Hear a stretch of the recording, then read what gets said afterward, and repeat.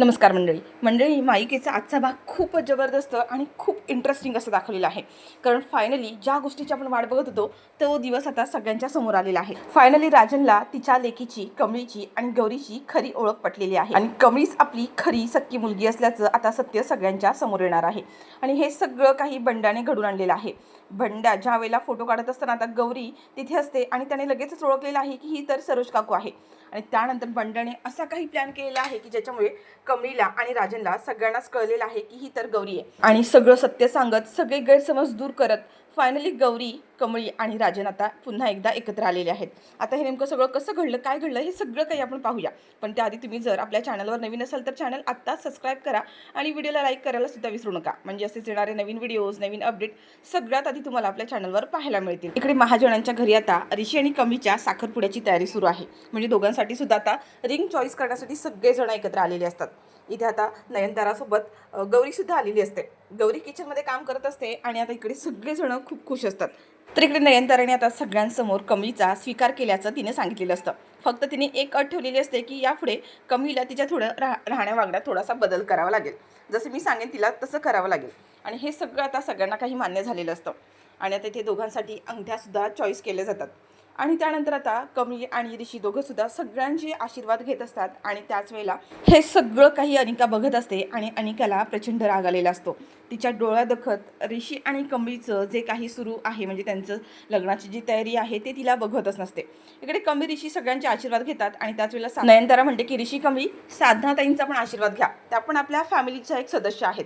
आणि त्याच वेळेला ऋषी आणि कमळी दोघंसुद्धा आता इथे गौरी उभी असते आणि गौरीच्या पाया पडायला जातात. कमळी खाली वागते आणि ज्या वेळेला गौरी आता कमळीच्या डोक्यावर हात ठेवते त्यावेळेला कमळीला तो स्पर्श कुठेतरी जाणवतो. तिला त्या स्पर्शामध्ये कुठेतरी स्वतःच्या आईची जाणीव होते. आणि या सगळ्यामध्ये आता कमळीला असं वाटत असतं की हा स्पर्श मला का ओळखीचा वाटतोय, असं का वाटते की माझी आईच माझ्या डोक्यावरून हात फिरवते. पण आता हे सगळं झालेलं असतं. त्यात प्राजू म्हणते चला आपण सगळेजण आता एक फॅमिली फोटो काढूया. सगळेजण एकत्र आलोच आहोत. आणि त्यावेळेला बंड्या म्हणतो की बरं ठीक आहे, तुम्ही सगळेजण इथे उभे राहा, मी तुमचा सगळ्यांचा एक छान फॅमिली फोटो काढते. आणि जेव्हा आता बंड्याकडे फोटो काढत असतो, साधना किचनमध्ये मागच्या बाजूला उभी असते. आणि बंड्या ज्या वेळेला फोटोमध्ये पाहतो तेव्हा साधनाचा चेहरा त्याला त्या फोटोमध्ये दिसलेला असतो.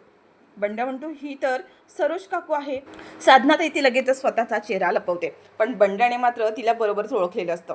आता फोटो काढून झाल्यानंतर साधनाला असं कुठेतरी कळतं की बापरे, आपल्याला बंड्याने पाहिलंय, त्याने ओळखलंय आणि त्याने सगळ्यांसमोर जर आपलं नाव घेतलं, सांगितलं तर मग काही खरं नाही आहे.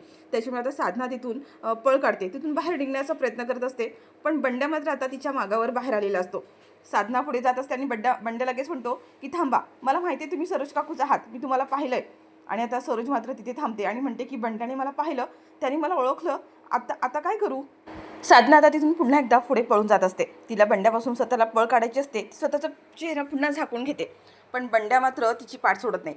बंड्या मागून जातो आणि त्यांचा हात धरतो आणि म्हणतो सरू काकू थांब, मी तुला केव्हाच ओळखलंय, तू सरू काकूच आहेस. आणि आता मात्र गौरीचा नाईलाज असतो. ती तिथे थांबते आणि स्वतःच्या चेहऱ्यावरचा पदर बाजूला करते. बंड्या म्हणतो की सरू काकू तू इथं काय करतेय, तू इथं कशी आली, आणि इतके दिवस जी साधना म्हणून तुम्ही ज्या ऋषी सरांच्या घरी राहताय, म्हणजे त्यात तुम्हीच आहात का.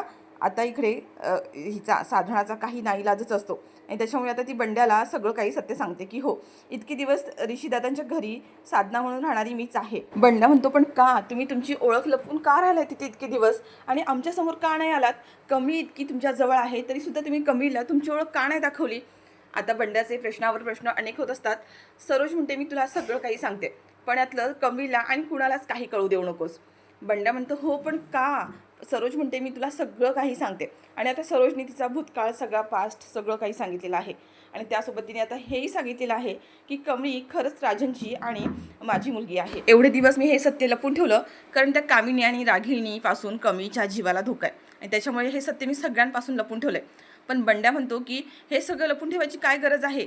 अन्नपूर्णा आजी आणि राजन काका आहेत कमळीच्या पाठीमागे, तुला असं लपून ठेवायची काहीच गरज नव्हती. तेव्हा मात्र आता इथे गौरी म्हणते की त्या कामिनीला आणि रागिणीला अजूनही असं वाटतं की कमळी त्यांची लेक नाही आहे. कारण तेव्हा मी त्यांना तसं सांगूनच टाकलं होतं, त्या दोघींपासून कमळीच्या जीवाला धोका आहे, म्हणून मी त्यांना सांगितलं की त्यांची नात या जगातच नाही आहे, माझी मुलगी या जगातच राहिली नाही आहे. तर इकडे अनिकाला आता सगळ्याच गोष्टींचा खूप राग येतो. कारण कमळी आणि ऋषीच्या लग्नाची शॉपिंग झालेली असते, एंगेजमेंटची तयारीसुद्धा झालेली असते.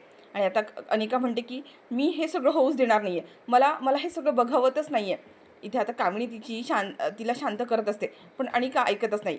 कमीसाठी जी साखरपुड्यासाठी जी साडी घेतलेली आहे ती साडी आता अनिका घेते आणि कात्रीने फाडून टाकते आणि ती म्हणते की मी त्या गावछापला ऋषीच्या समोर उभं सुद्धा राहू देणार नाही. तिची लायकी तरी आहे का ऋषीसमोर उभं राहण्याची? नाही. आणि ती लगेचच तिची जी साडी आहे कमळीची ती साडी कात्रीने फाडूनच टाकते. तर इकडे आता जेव्हा गौरी आणि बंड्या दोघं सुद्धा बोलत असतात आणि तेव्हा मागून आता कमी येते आणि कमीने सुद्धा आता इथे गौरीला पाहिलेलं आहे. कमीला सुद्धा आता प्रश्न पडतो की आई इथे कशी काय आली? तिला आधी असं वाटतं की बंड्यानेच कदाचित सांगितलं असावं, आपला साखरपुडा ठरलेला आहे म्हणून कदाचित ती आली असेल का. तेव्हा आता कमी जी आहे ती गौरीला म्हणते की आई तू इथे कशी आली, तू इथपर्यंत कशी आली आणि तुला कोणी सांगितलं हे? आता इथे गौरीला सगळं काही आधीच माहीत असतं. बंड्या म्हणतो मी तुला सगळं काही सांगतो आणि गौरीने आता मात्र कमीला आणि बंड्याला दोघांनाही सगळं सत्य सांगितलेलं आहे. इतके दिवस साधना म्हणून राहणारी जी गौरी होती तीच खरी सरू आहे आणि तीच खरी गौरी आहे हे सुद्धा आता तिने इथे कमीला आणि बंड्याला सांगितलेलं आहे. कमीला ऐकूनच खूप मोठा धक्का बसलेला असतो. सरोज म्हणते की हो मीच आहे गौरी आणि तूच राजन यांची मुलगी आहेस, अन्नपूर्णाची मोठी नात आहे. इतके दिवस मी हे सत्य सगळ्यांपासून लपून ठेवलं, सगळ्यांपासून मी तुला लांब ठेवत आले कारण त्या दोघीजणी कामिनी आणि रागिनी यांच्यापासून तुझ्या जीवाला धोका होता. आणि आता इथे एक एक करत गौरीने सगळा भूतकाळ जो आहे तो इथे कमीला आणि बंड्याला सांगितलेला आहे. आणि कमीला ऐकून हे सगळं ऐकून खूप मोठा धक्का बसलेला असतो. कमी म्हणते की आई इतकी दिवस ही गोष्ट माझ्यापासून लपून का ठेवलीस आणि तू इतकी दिवस माझ्या जवळ होतीस तरी मला ओळख का नाही दाखवलीस? कमी म्हणते आता झालं ते झालं, पण आता नाही, तुला तुझ्या हक्काचं घर आणि तुझ्या हक्काचं स्थान मिळायलाच हवं. इथे आता गौरी कमीला थांबवण्याचा प्रयत्न करत असते पण कमी अजिबातच ऐकत नाही. कमी म्हणते नाही आता आई मी तुझं ऐकणारच नाही आहे, तुला असं लपून छपून राहण्याची काहीच गरज नाही आहे. कमळी आता इथे गौरीचा हात धरते आणि तिला सरळ महाजनांच्या घरी घेऊन येते. ज्यावेळेला कमी आता महाजनांच्या घरी गौरीला आणते सगळ्यांनाच मोठ्या धक्का बसलाय कारण इकडे नयनतारा वगैरे तिला ओळखतात पण साधना म्हणून ओळखत होत्या आणि इकडे आता कामिनीला तर खूप मोठा धक्का बसलाय की ही गौरी इथे कशी काय आली आणि ह्या दोघी एकमेकांना कशा ओळखतात, ह्या खरंच एकमेकींना ओळखतात आणि खरंच कमी हिची लेक आहे की काय. आता मात्र कामिनीला खूप मोठा धक्का बसलाय. इकडे कामिनी DNA टेस्ट करण्यासाठी सॅम्पल तर पाठवलंय पण त्याआधीच कमीने सगळं सत्य समोर आणलेलं आहे आणि सगळ्यांसमोर गौरीला समोर आणत राजन तर लगेचच खुश होतो कारण इतक्या वर्षानंतर गौरी समोर आलेली असते. पण राजनला गौरीने जे काही सत्य जे खोटं सांगितलेलं असतं की त्याची लेक या जगात नाही आहे ते सगळे गैरसमज आता भेटल्यानंतर गौरीने दूर केलेले असतात. गौरी आता ते सगळ्यांसमोर सांगते की हो कमीच आहे माझी आणि राजनची लेक. आता हे सगळं सत्य ऐकल्यानंतर कामिनीच्या आणि रागिणीच्या पायाखालची जमीनच सरकते. म्हणजे आत्तापर्यंत ही गौरीसुद्धा आपल्याला फसवतच आली होती. म्हणजे कमी खरंच राजनची आणि गौरीची लेक आहे हे आता जेव्हा त्यांना कळतं त्यांना खूप मोठा धक्का बसलाय. अन्नपूर्णा आजींना तर आता इथे आनंद गगनातच मावत नसतो. नयनतारा म्हणते अगं साधना तू इतकी दिवस आमच्यापासून ही गोष्ट का लपून ठेवलीस, आम्हाला का कळू दिलं नाहीस की तूच गौरी आहेस ते, आमच्या घरात नोकर म्हणून राहिलीस. आणि आता इथे नयनताराला सुद्धा खूप वाईट वाटत असतं की राजनची बायको असून सुद्धा ती माझ्या घरात काम करत होती. या गोष्टीचं तिला प्रचंड वाईट वाटत असतं पण तिला तितकाच आनंदसुद्धा आहे कारण ती राजनची बायको आहे आणि कमळीची आई आहे. आणि हे सगळं आता जेव्हा अख्खं कुटुंब एकत्र येतं त्याचा आता सगळ्यांना खूप आनंद जास्त झालेला असतो.